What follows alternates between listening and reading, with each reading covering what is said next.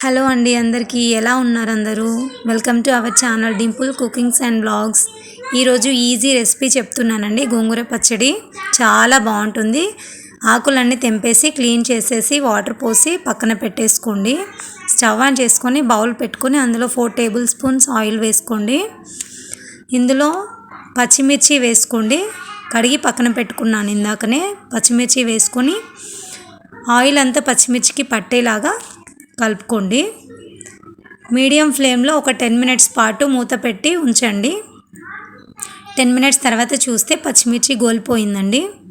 దీన్ని తీసేసుకొని వేరే బౌల్లోకి ట్రాన్స్ఫర్ చేసేసుకుందాం. ఈజీ ప్రాసెస్ అండి, చాలా బాగుంటుంది పచ్చడి. మీరు కూడా ట్రై చేయండి. ఇందులో మిగిలిన ఆయిల్లోనే నేను ఇందాక మనం కడిగి పెట్టుకున్న గోంగూరను వేసేస్తున్నానండి.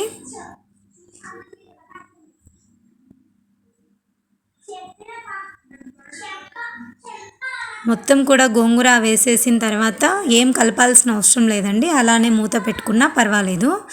ఒక 10 నిమిషాలు అలా ఉడికించండి సిమ్లో పెట్టి. వాటర్ లేకుండా మొత్తం ఉడికిపోవాలండి. ఒక 15 మినిట్స్లో అట్లా మొత్తం వాటర్ లేకుండా ఇలా ఉడికిపోతుంది. దీన్ని చల్లారనివ్వండి, పక్కన పెట్టేసుకొని చల్లారనివ్వండి.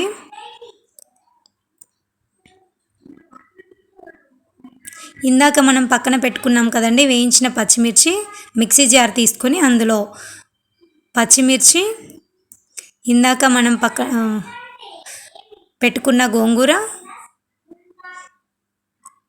ఉప్పు మనకు రుచికి సరిపడంత, వెల్లుల్లి, 1/2 టీ స్పూన్ జీలకర్ర వేసుకొని మిక్సీ పట్టుకోవాలండి. దీంట్లో ఒక ఉల్లిపాయ కట్ చేసి చిన్న చిన్న ముక్కలుగా వేస్తే తింటుంటే చాలా బాగుంటుంది. గోంగూర పచ్చడి రెడీ అయిపోయిందండి. దీన్ని వేడివేడి అన్నంలోకి వేసుకొని తింటే టేస్ట్ చాలా బాగుంటుందండి. మీరు కూడా ఇలా ట్రై చేయండి. తాలింపు ఏమీ అవసరం లేదండి.